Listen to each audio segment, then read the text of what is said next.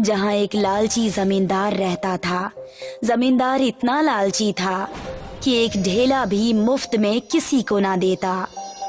हमारे खेतों के आलसी मजदूर मैंने सुना है कि दिन भर घूमते रहते हैं, ना काम के ना काज के, दुश्मन अनाज के। ऐसा भी होता है क्या भला? जब उन्हें पूरी मजदूरी देंगे आप तो वो काम जरूर करेंगे। एक तरफ लालची जमींदार जो अपने मजदूरों से काम तो करवा लेता है, लेकिन उन्हें उनके पैसे देने के समय सारे बहाने बना देता है। आज उस जमींदार से पैसे निकलवाने ही हैं, चाहे जो भी हो जाए। हम जाकर अपने पैसे लेंगे।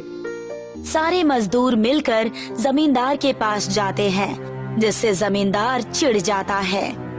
आज महीने की पहली तारीख है, वेतन का इंतजाम हो जाता तो हमारे लिए अच्छा होता। कैसे पैसे? मुझे मुंशी जी ने बताया कि तुम बस दिन भर खेतों में आराम करते हो, एक दिन का काम पूरे हफ्ते में करते हो। इस हिसाब से तो तुम्हें मुझे किराए के पैसे देने चाहिए। हैं? कैसा किराया मालिक?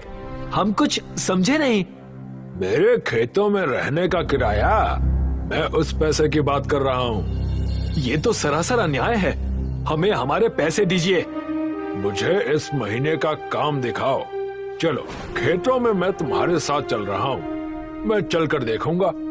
जमींदार उन मजदूरों को लेकर खेतों की तरफ जाता है। जैसे ही वो सब वहाँ पहुँचते हैं, उन्हें वहाँ जग्गू दादा खेतों में काम करने के बजाय सोते हुए नजर आते हैं। देखो, ये हो रही है मेहनत। जमींदार जग्गू दादा को उठाने की कोशिश करता है। अरे जग्गू, उठो, देखो खेतों में हल चलाना बाकी रह गया है।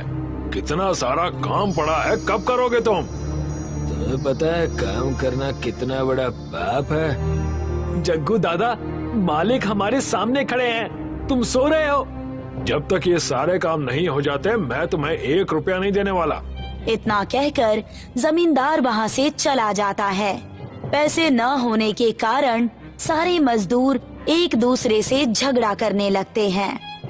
अगर तुम दोनों ने अच्छे से काम किया होता तो ये नौबत नहीं आती।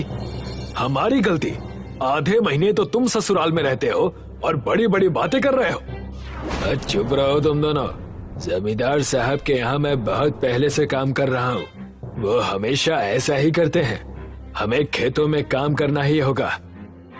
सारे मजदूर बिना मन के खेतों में काम करने लगे। जैसे ही जग्गू दादा ने जमींदार के खेतों में जैसे ही फावड़ा मारा, उन्हें एक आवाज सुनाई दी।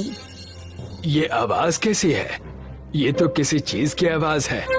मैं वहाँ से मिट्टी हटाकर देखता हूँ, शायद कुछ हमें वहाँ मिल जाए। घनश्याम और नीरज दोनों ही वहाँ से मिट्टी हटाने लगते हैं और वहाँ उन्हें चमकती हुई कांच की एक बांसुरी दिखाई पड़ती है। ये क्या? इस पे तो बांसुरी नजर आ रही है। इस बांसुरी से होगा क्या? लाओ, मुझे दो, मैं उसे बजाकर देखता हूँ। बचपन में मैंने मेरे नाना जी से कई सारी चीजें बजानी सीखी थी, हारमोनियम, तबला, लेकिन इसमें कहीं भी बांसुरी का जिक्र नहीं दिखा मुझे। तुम मुझे दो तो सही, मैं देखता हूँ। नीरज घनश्याम से बांसुरी ले लेता है और उसे बजाने लगता है। जैसे ही बांसुरी बजती है, उसकी मधुर गूंज से पूरा गांव गूंज उठता है। क्या मधुर स्वर है। नीरज बांसुरी बजाता ही रहता है। उतने में ही उसमें से एक बड़ा सा जिन निकल कर आता है, जिसे देखकर सारे ही डर जाते हैं।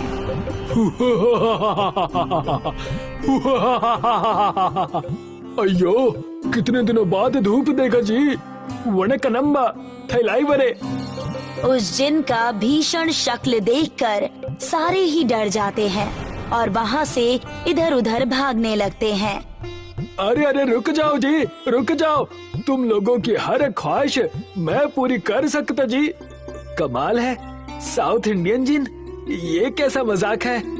अयो, मेरी पैदाइश के समय मैं तमिलनाडु में था जी। आई एम रजनीकांत अन्ना का बहुत बड़ा फैन जी।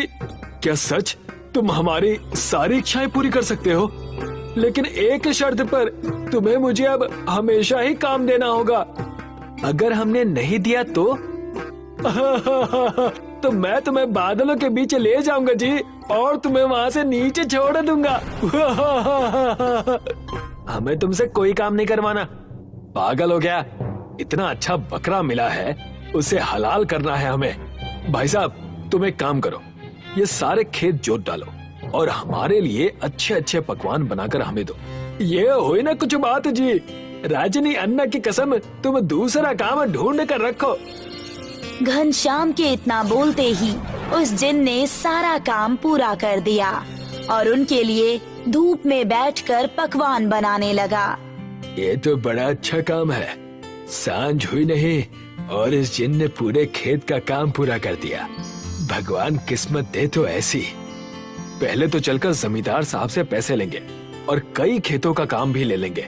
लगे हाथ और पैसे बन जाएंगे।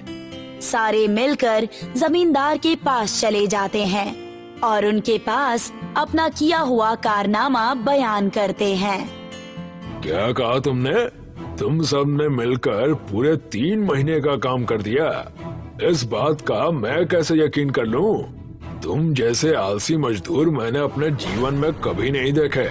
चलो मुझे लेकर, मैं भी तो देखूं। सरपंच जाकर उन आलसी मजदूरों के मेहनत को देखता है और उनसे कहता है, अरे बाप रे, आखिर ये मुमकिन हुआ कैसे? इतना सारा काम तुम दोनों ने चुटकियों में कर लिया। ये मैं मान ही नहीं सकता। हमें हमारे काम के पैसे दो और साथ में ढेर सारा काम भी दो। तब जाकर सरपंच ने उन्हें उनके हक के पैसे दिए। सारे आलसी मजदूर पैसे पाकर बहुत खुश थे।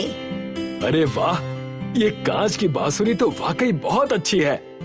लेकिन तुम भूल रहे हो, उसे हमें काम देते रहना होगा, वरना हमारे प्राण संकट में आ जाएंगे।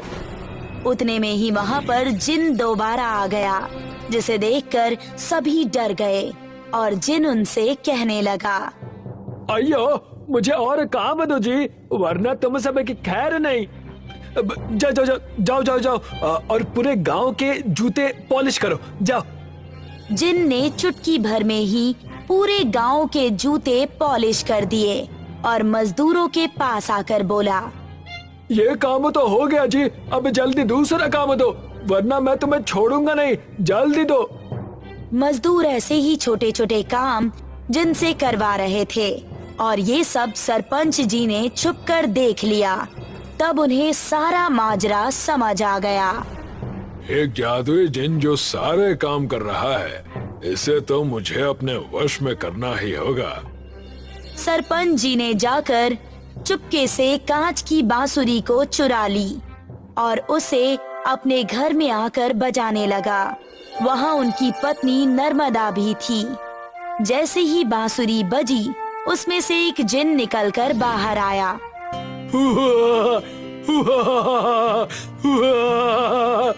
मुझसे जो काम करवाना है करवा लो, लेकिन काम करवाते रहो, वरना मैं तुम्हें खा जाऊंगा। सरपंच जी ने उस जिन से अपने खेतों के सारे काम करवा लिए। जिन अपने जादू की शक्तियों का इस्तेमाल करके सारा काम चुटकी बजाकर ही कर लेता था। अरे भाग्यवान, ये तो सारे काम चुटकियों में करता जा रहा है। अगर ऐसा ही रहा तो हमें ये खा जाएगा। मुझे बड़ा डर लग रहा है। सरपंच और उनकी पत्नी नर्मदा ने सारे ही आलसी मजदूरों को अपने पास बुलाया और तब नर्मदा ने उनसे कहा, तुम सबने जिस जिन की वजह से सारे काम किए और खूब मजे किए, पैसे, दावत, लेकिन अब अगर हमने इस जिन को काम नहीं दिया तो ये हम सबको खा जाएगा। इसीलिए तो मुझे पहले से ही बड़ा डर लग रहा था। अब हम सब क्या करेंगे? तुम सब इस जिन से कहो कि हमें समुद्र के पास ले चलो। मैंने आपके जूते भी पॉलिश कर दिए। अब बताओ अगला काम क्या है? तुम हम सबको समुद्र के तट पर लेकर चलो, वहाँ हम तुम्हें काम देंगे।